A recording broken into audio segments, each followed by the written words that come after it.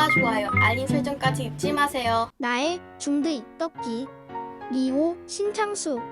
탕신과 사귀기 시작한 뒤로 대놓고 질투하는 선칭위안.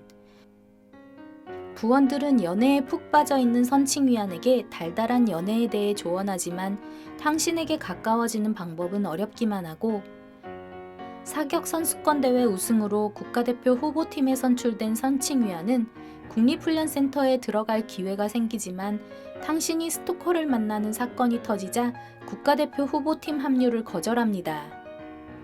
동계훈련을 가게 된 하이아대 사격부는 라이벌인 둥난팀을 만나 시작 전부터 신경전을 벌이고, 탕신은 중계를 하며 평소 좋아하던 프로캐스터 쉬덴을 만나게 되는데, 그에 대해 왠지 모르게 찝찝함을 가진 선칭위안은 탕신을 보호하려는 본능이 생기고 결국 그들의 모습을 질투하며 사랑꾼의 면모를 선보입니다.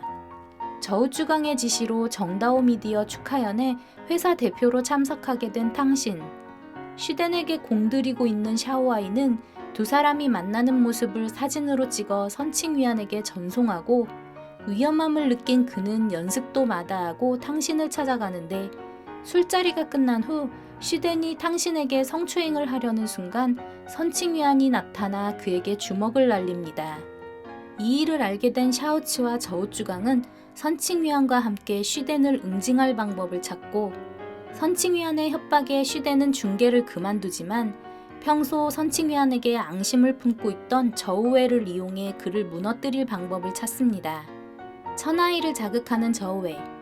평정심이 흔들린 천하이는 들고 있던 총으로 선칭위안을 쏘는 실수를 범하고, 선칭위안은 모두의 걱정을 뒤로하고 팀의 사기를 위해 다리를 다쳤음에도 혼성전에 출전해 1등을 차지합니다.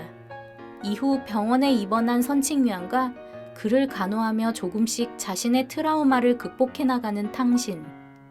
비 오는 밤 침대 아래에서 트라우마에 떨고 있는 선칭위안을 발견한 탕신은 그가 조금씩 기억이 돌아오고 있음을 알게 되고 둘은 첫 키스를 하게 되는데, 이후로 탕신의 트라우마가 먼저 해결되며 딩팡에게 완치 판정을 받게 됩니다. 재활을 마치고 훈련장으로 복귀한 선칭위안은 부원들의 환영을 받고, 쉬덴과 저우에는 그에게 사고가 있었던 날 이야기를 하며 증거를 제시해 선칭위안을 절망에 빠뜨리는데, 그는 탕신에 대한 자책과 죄책감으로 좌절해 결국 숨어버립니다.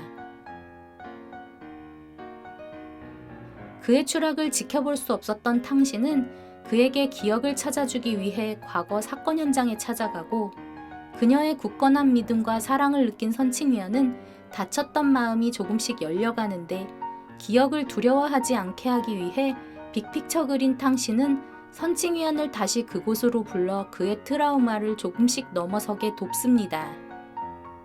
선칭위안이 없는 틈에 승승장구하던 저우에는 갑작스런 그의 복귀에 심사가 꼬여 꼼수를 부리려다 발각되며 중징계를 받고, 탕신은 방송을 통해 쉬덴의 부정을 알려 그를 끌어내립니다. 데이트 중 차 사고에서 탕신을 구한 선칭위안은 바닥에 쓰러지며 과거의 모든 기억이 되살아나고, 자신이 탕신을 구하기 위해 달려갔었다는 사실을 알게 되며 모든 트라우마를 극복합니다. 국제사격대회 참여를 위해 처음 제외했던 경기장에 다시 오게 된 선칭위안과 탕신. 선칭위안은 1위를 달리고 있는 바찬 측의 꼼수에도 무너지지 않고 대회를 마무리하고 1위를 차지하며 탕신과 기쁨을 나눕니다. 이후 그토록 꿈꾸던 국가대표에 선출된 선칭위안은 탕신을 데리고 등대에 오르고, 그곳에서 늘 가지고 다니던 회중시계가 원래 탕신에게 선물하려 했던 것이었음을 말하며 그녀에게 청혼합니다. 청혼을 받아들이는 탕신. 이렇게 드라마는 끝이 납니다. 니호 신창수 리뷰였습니다.